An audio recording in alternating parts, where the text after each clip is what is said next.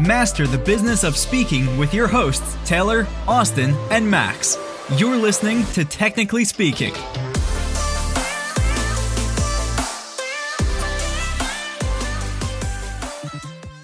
Welcome to another episode of Technically Speaking. We're super excited about today's guest, Mr. James Robilotta. James, welcome to the show, man. My guy, gentlemen, how are we doing? So good to see you and get to spend time with you. Thanks so much for having me. Yeah, totally. So good. I wish we had the video. Love to have another bearded fellow on the show too. So Yeah, thank you for showing up with that prepared. Yeah, go for it. Sure. Connect four. Yeah. Perfect. We are on a roll already. So for those of you who haven't heard of James, haven't met James in the past, James is an author, a professional speaker, a personal coach, host, and entrepreneur. He speaks internationally to both willing and unwilling attendees about authentic leadership and promoting memorability. As a speaker, he is doing the two things he loves the most, which is making people think and making people laugh. His thought-provoking talks are infused with self-awareness and comedy stemming from his background as a trained stand-up and improv comedian. Of course, this episode is going to be really funny, given that information.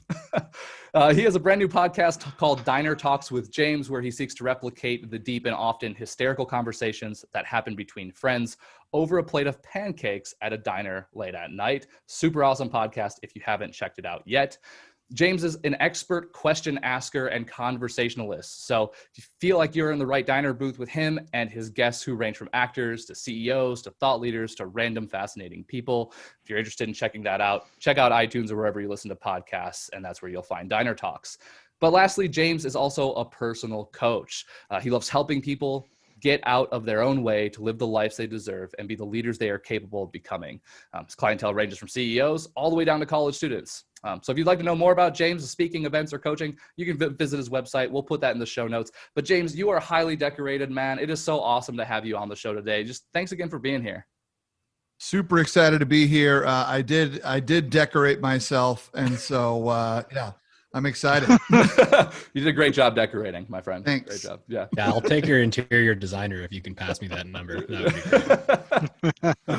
All right, James. So look, how did you end up in the world of speaking? We often find that like this is something that you stumble upon or you very diligently approach. What led you to a point where you knew you had a message to spread, and why the vulnerability and the authenticity? What got you here? Yeah, sure. So, this wasn't the plan. I knew that I always wanted to be in front of audiences. I just had no idea what that looked like. And originally I thought I wanted to be a marine biologist. I went to college for marine biology. I now use that degree to impress dates at aquariums. And, but the idea was that I wanted to be on TV educating people about fish and sharks and things like that. Kind of like Jacques Cousteau. He was a mentor of mine growing up. And then around my junior year in college, my teachers were like, this may not be for you. You're putting too many jokes in your papers. And I was like, I think you might be right. And so I found my way into higher education and fell in love with that work. And then started just working at colleges and universities and going to conferences, and then wound up applying to do some breakout sessions just because why sit in the back of the room if I can try to be in the front of the room? And somebody came up to me after one of those sessions and asked me how much I charged. And I politely said, I don't know who the hell you're talking to right now, because that wasn't the plan, right? Like I was just there to pass on knowledge to my fellow educators. But then I realized that maybe I got something. And so that's kind of what planted the seed. And that's how I started getting in more into speaking, put it out there to my friends, and then eventually to people I didn't know. And it's like, hey, this is something I think I'm good at, and something that I think is valuable for you as well. And so that's kind of how it all got started, where authenticity and vulnerability came from. There's such a thing in this world as reverse role models. And so I had a supervisor who was not authentic with anybody, who was not vulnerable. Nothing was ever, she never did anything wrong. It was always somebody else's fault, or somebody else could have done the other thing. A lot like our president. And so it's very interesting. Drop. I like how casually you dropped that in there too. It just went, just going to skip right past it. Oh yeah. This isn't a political podcast. And I would hate to talk about politics. But yeah, so it's just, so it's interesting because of her, I had a lot of positive interactions with the individuals that I got to operate with and supervise or manage or whatever. And I was like, what makes me different? Why are they coming to talk to me? Why are they telling me their darkest secrets? Why aren't they going to her or going to somebody else? And I realized it was just like the power of relatability, the power of, you know, in order to be relatable, you have to be a little vulnerable. You have to be real. And so that's kind of what got me thinking of like, hey, this is a really powerful tool in the leadership belt. And so that's how I applied it to my speaking world. Oh, that's an awesome story. It's an interesting topic to me too, because authenticity, and Taylor, you were sort of talking about this earlier, but it's, to me, I hear authenticity and it means like being yourself and not being afraid of being unique. And I find that it might be challenging to try to teach that. Like, how do you teach people to be themselves when like the definition of them being themselves means that they're not being like anyone else? That makes sense? Yeah, right. Yeah, it's super complicated. I think ultimately a lot of it, and I'll probably talk about this a whole bunch today, but a lot of it comes back to, we write a lot of stories in our heads. And are the stories often sound like, I'm not blank enough, right? I'm not cool enough, funny enough, smart enough, hot enough, rich enough, trendy enough, successful enough, whatever enough. And so since I am not enough, good enough, that must mean there's somebody different than me who is better than me. And so let me try to be more like them, right? People are out here trying to fill molds instead of realizing that their mold is perfectly fine from where they're at. And so that's a lot of what I try to do, is bring people back to like, how would you lead if you were enough? How would you love in a relationship if you knew you were enough? How would you, whatever, put yourself out there in whatever way you want to? If you were an entrepreneur, if you knew your idea was good enough, how would you market it? If you like that kind of stuff. And so I try to bring people back to that moment. It's almost like having conviction for yourself, it sounds like. Yeah, absolutely. And please know that I teach what I need to hear, right? And so there's I think a lot of speakers do, but I definitely fall into that camp where I'm teaching the lessons that I am constantly practicing or trying to practice as well. Adds incredible value to the work you do. You know, you're right there living it rather than talking down from a pedestal about it, you know? Yeah. So Yeah, I feel sure. like you may have answered this already, but you know, like you mentioned with authenticity, it's really about being enough, right? Like, because I feel like this makes sense to me. Like if you're enough, if I feel like I'm enough, I can then be my full self, basically, without any reservation. Is that why we naturally aren't authentic? Because like to Austin's point, it almost seems like we should naturally be authentic individuals. And I feel like with time, as we continue to grow up and go through life and live experiences, we may end up reserving different elements of our personality that lend us to not being fully authentic and kind of more reserved and so on. Mm-hmm. I mean, why is it something though that we struggle with? Is it because of those experiences that we go through life that make us more reserved, so we don't want to be authentic? Is it natural for us to not be authentic in our relationships? And I'm just kind of, as conscious beings with emotions, it's almost interesting to me that we're not all naturally authentic right out of the gates. You have any thoughts around that? Yeah. I mean, I think you're right. I mean, the way you said it is brilliant, right? I mean, it is kind of crazy that we're not just naturally authentic right out the gate. But I think there's some things that hold us back. I think, you know, one of the easiest things that hold us back is comparison, right?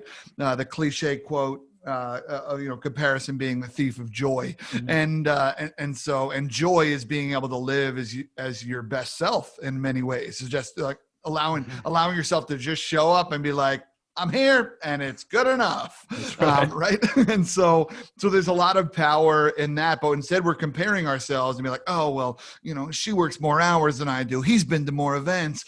Ricky's got the craziest email response time I've ever seen in my life. And right. Like, so we just compare ourselves in all these ways. We also hold ourselves back in a lot of ways. For example, like in relationships, you know, it is so much easier for me to love my wife than it is for me to let her love me. Because there's this concept of deserving that sounds weird. It sounds selfish, of like, what do I deserve? Do I deserve love? Do I deserve happiness? And in the case of relationships, for me, I'm like, yo, I've hurt somebody in the past who didn't deserve it, who wasn't like, you know, I kind of caught them off guard and I ended our relationship, and it was And so like, because I've been a jerk in the past, do I deserve the love that I now am getting from this new person? Right. Mm. So there's that. And then the third thing I will say is I think it's safety, right? You have to look at the way some of the systems in this world work. There's so many individuals that who try to pass. Right. Like, for example, you talk about like women in the workplace, right? Women can't be too funny. They can't be too dramatic. They can't be too this. You can't be too that, right? Because men stay in this sound wave and that's the acceptable place to be, right? You can't be too gay. You can't be too black. You can't be too this, because we've been taught that the way to be successful is to fall in line and then just climb, let the ladder take you up. But in order to fall in line, you have to give up pieces of yourself often. And so there's also a safety aspect of it of like, well, if I show up as the real me, are people ready for that? Or is it going to hurt me? And that's a little sad piece of it as well that I think would be remiss not to talk about. It's sort of another example of this counterintuitive thing that's happening too, because we fall in line to feel more accepted and therefore more happy. But by doing so, we're giving up things about ourselves that are true to ourselves, which makes us less happy. So by trying to achieve happiness, we're giving up things that make us happy. Like, am I hearing that right? It just seems weird to me that that's a tendency of ours. Yeah, I mean, sometimes, right? I mean, you start ranking things, right? Like what is more important? And if I can get to X, then I can finally be this way. So let me just hustle up and try to get to X real quick. Let me tuck my tail. Let me tuck my pride. Let me tuck my culture. Let me tuck my beliefs. Let me tuck my sexual orientation. Let me tuck my whatever, right? It's very interesting the way that society has told individuals to kind of get in line sometimes. As you're talking, the one word that just keeps coming to mind is this idea of being invalidated, and we kind of pick that up, and then that lack of validation, in the culture, in the workplace, it becomes something that really does impinge on our ability to show up in any kind of a real way. For fear, it sounds like what you're talking about is being judged, and so we kind of play the part of the chameleon, really. Yeah. And sometimes like that fear also, it's in our own heads too, where it's like, again, like that idea of like, I'm not good enough, so let me act this way because then I'll finally be accepted, right? Validation is, it's one of the best drugs on the market, y'all. It's that good stuff. And, and so if we get a sense of validation from being something else, then yeah, oftentimes we're kind of pushed and pulled internally. You said something interesting, I think, a few moments ago about how, we're kind of encouraged in life to just kind of go up the ladder.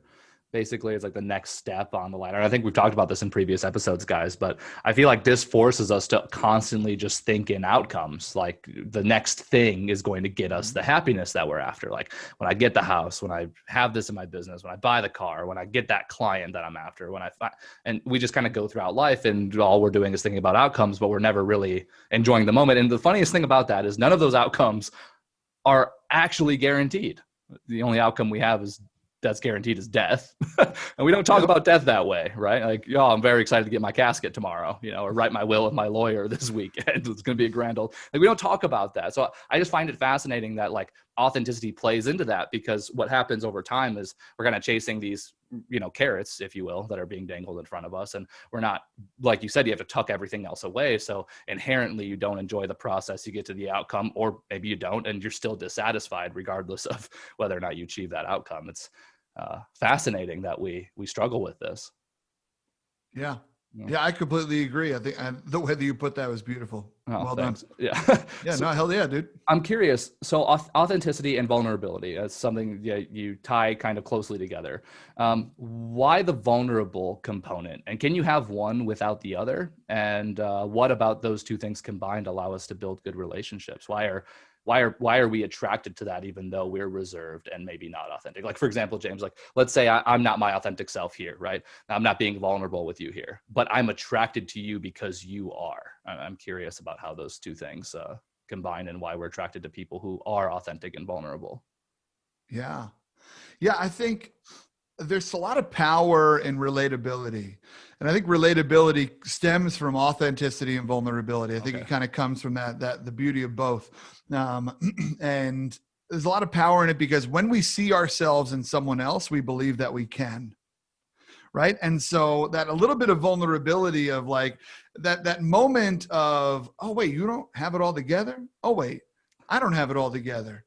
Maybe that means I'm on the right path. Maybe that means no one has it all together, right? Like there's that moment where, you know, if you still have a relationship with your parents when you're older, there's that moment where you realize that like they're just making it up too, right? Like That's right. So like if we're all just making it up, then why don't we do it authentically, right? Like, why don't we just do it based on what we think is right and real and true, and whatnot? And so I think that's a lot of what it comes back to for me is that relatability is critical. When I think about the supervisors that I've most connected with, when I think about the teachers that I've most connected with, right? Like, I mean, you think about back to high school, the coolest teacher was the one that cursed, right? Because you're like, yo, Mr. Thompson, that's great. Oh, yeah, that's crazy.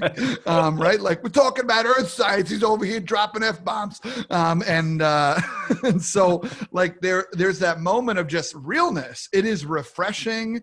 It's the York peppermint patty of interaction. I know your podcast is sponsored by York Peppermint Patty, so I wanted to get that in there. It's going to need to be now. Hey, York Peppermint Patties, if you're listening to us, please get in touch because we would love to be sponsored by you. Hello@speakerflow.com. So, but I think it's just this moment of release, right?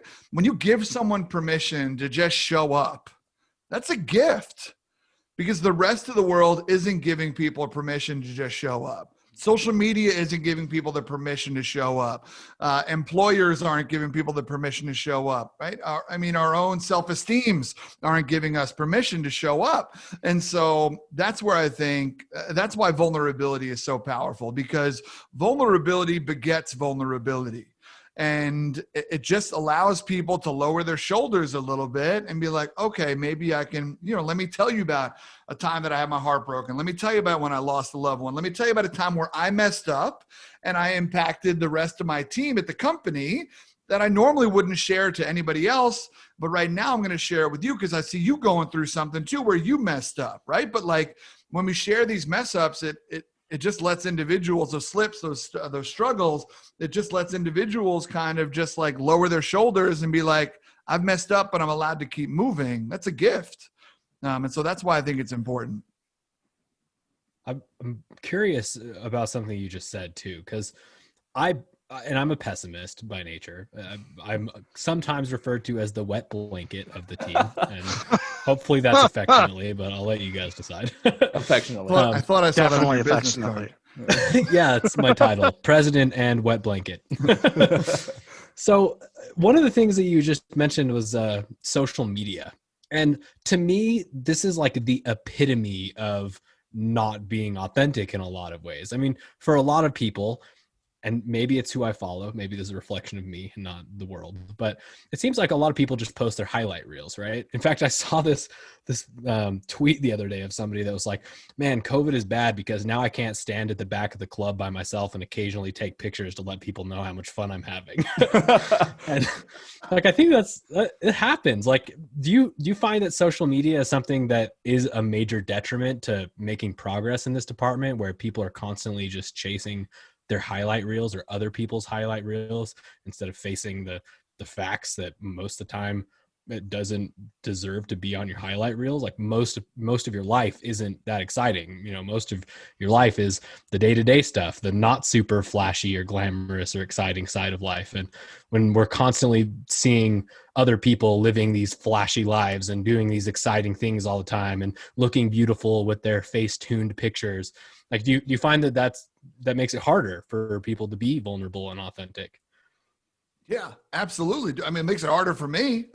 Yeah. I know that, just speaking from a personal place of like, yeah, it's tough for me, to look at like other speaker friends who are like posting their calendars or they're off at such and such, or like, oh, wow, I thought I was in the running for that gig and now you're there. Interesting. Right. Like, some of those kind of moments, but then also it's like, oh, the vacation, the cars, the this, the that. Yeah, it's really hard, right? I mean, the question of what version of yourself do you allow others to see is a really powerful one. And at the same time, it's like, I don't need to know every time you mess up, that you tried to cook a sunny side up egg and you broke the yolk. Like, I don't need the lesson there every time either, right? Like, I was making some eggs the other day and the egg broke, and I just thought about how, sometimes in life, it's like, come on, bro, come on. Yeah, right. And, and so I think social media is definitely impacting us because it allows us to compare. Whereas when you think about generations prior, like, you always hear like the feuds of like neighbors where like the neighbor, like, his lawn is better than mine. His truck is shinier, right? Or those kind of things. Like, you just had less things to compare, and they were just kind of local, and it wasn't as big of a deal. I mean, comparison's probably always been an issue, but you just had way less of it getting thrown in your face at a scroll's notice. And so I think people probably lived a little bit easier back in those days versus right now. You're constantly seeing and getting yelled at social media that you're not living the coolest life. Mm-hmm. And that's hard. On that note, though, do you think there's a contrast to that where there's opportunity in, let's say, the cesspool, for lack of a better term? Like, is there opportunity for us to become more authentic humans, more relatable with one another as a result of having this technology? And I'm asking this, James, because I know you're really active on social media, and I'm curious, and you have, great responses and interaction rates and engagement from your following because you produce really authentic content that people want to engage with. Do you think there is opportunity to build those solid relationships through social media? And what are the tips that you've taken just from your own teachings and your own practice to implement in social media to see the opportunity in it? Yeah, I mean, as much as we rag on social media, it's also beautiful, right? It's connected. The fact that we're all connected. I mean, we wouldn't be talking right now if it wasn't for social media. And Quite so literally. it's a beautiful place for connection. And if you use it as that, then that's incredible. And so a lot of it's like, how am I controlling my inner dialogue around what is happening and what I'm seeing? And I'm spending so much time beating myself up when I forget about the cool things that I've done, right? I'm sitting here looking up the mountain, be like, I got so far to go, but we never turn around and see how far we've actually climbed and give ourselves a moment. And so, as far as ways to do it, this is something I'm self-conscious about because I don't necessarily believe that I share a true highlight reel, but I don't post pictures of myself crying, right? Like I don't do that. And Brene Brown talks a lot about how vulnerability for vulnerability's sake is not healthy, right? Like you're just not supposed to walk into a room and be like, I got to tell you what's on my heart, right? Like that's not the healthy way to do vulnerability. Sharing for the sake of sharing. It's about sharing with purpose. And so yeah, I mean, but at the same time, it's an amazing tool to connect and just finding out that people have the same interests as me or think about something in a similar way. And also the individuals that I've met along the way that, maybe we just had a quick interaction, but we wound up following each other on social media and they post something. I'm like, yo, your brain is so cool, right? Like I never thought you thought that way because I only met you for 5 minutes. Right. I could tell you were cool, but I didn't know the impact that I had. I didn't know the impact that you could have on me. And so there's a lot of beauty in that. And so I think it's, for me, the way I try to use it, the way I try to use social media is to let individuals know what's going on in my world and some of the fun things, but also using it as an opportunity to just learn about other people. And so maybe asking questions in the DMs or in the comments or whatnot, especially around like political stuff. Like politics and social media is a hot damn mess. But it's been fascinating for me to intentionally click on people's profiles that think differently than I do and just ask questions and not ask questions in some snarky tone or whatnot, but, if we've had a relationship in the past, then I'm not coming for you, but I just want to learn more about like, what do you think about this? What do you think about this? How this was handled? What is your side's viewpoint on how did you see that? Because here's how I saw it. And so I think there's some interesting moments for us to learn from each other in those ways. Like that. Yeah. That's practical too. I mean, it sounds to me almost like it's not about being overwhelmingly positive or negative or anything. It's about making it meaningful. Like, make the interactions that you're having with people on social media matter. Make them count. Don't let it just be a passing shouting from the rooftops type of situation. I mean, would you say that's fair? Yeah, I agree. Yeah. And I think for me, it's weird. I think I put some of my friends in awkward positions because every once in a while I'll do like a pulse check of like, do I sound like a jerk on social media? Does it sound like I'm bragging? Does it sound like is it too much? Like, did I ask too much of folks? I mean, one of my biggest fears in life is being a burden to other people. Right. And so I heavily take that into consideration with my social media, where I'm not trying to beat people over the head with what I got going on and what's going on and making people feel obligated or asking for help or all that kind of stuff. And so I'll get a pulse check every once in a while from the people of like, as a follower of me, are you like, oh, geez, this guy? Because I know I follow people and I'm like, oh man, here we go again. Or is this how we're talking about that? Or really, you made that a learning moment? Could it have just been a funny thing? Or, that kind of stuff. So we've been on the topic of social media, and I think that social media for most of us should be, I think, a fraction of what we're actually doing to drive business for the businesses that we have for speaking and so on. How does authenticity and vulnerability, from your seat, applied to the role of sales and building relationships and being able to, develop your pipeline and get booked in places? I mean, how have you been able to leverage those two components to be as successful as you are today? Yeah. I mean, I think it's everything. I mean, my business has been built almost 100% on relationships. I mean, that is my business model. And so it's funny whenever I get around other speakers that have these incredible sales funnels and all that kind of stuff. Like, it's beautiful to watch, right? Like, I see how it works, but that's just not the way I've ever done business. And it just feels completely different to me. And we've all reached a certain level of success doing what we've done. And so that just proves that there's multiple ways to get to the top, or get to the middle, wherever I am. But somewhere in there.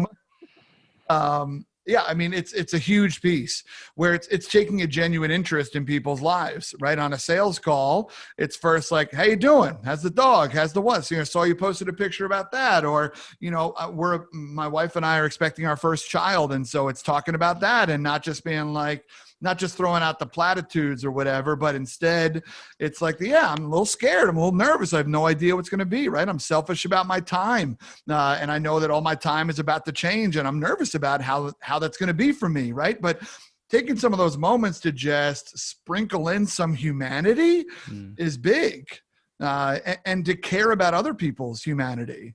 I mean, the difference between small talk and a meaningful conversation is a good question. And so we can change a sales conversation from a sales conversation to an actual meaningful moment between two individuals by asking cool questions. And then, I mean, a lot of my sales conversations end with, oh, shoot, we're supposed to talk about the thing that you want me to do.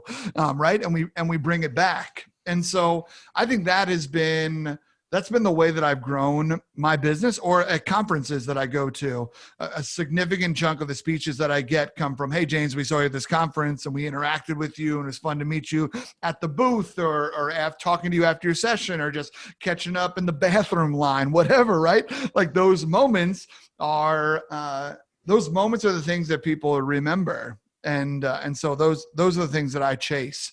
As far as, in trying to, I guess, in sales, is I chase trying to create moments like that. When I'm in town, there's a lot of speakers. And again, to each their own, I'm not knocking anybody. There's a lot of speakers that are like, I'm taking the last flight in, I'm taking the first flight out, I'm coming and doing the gig and I'm out.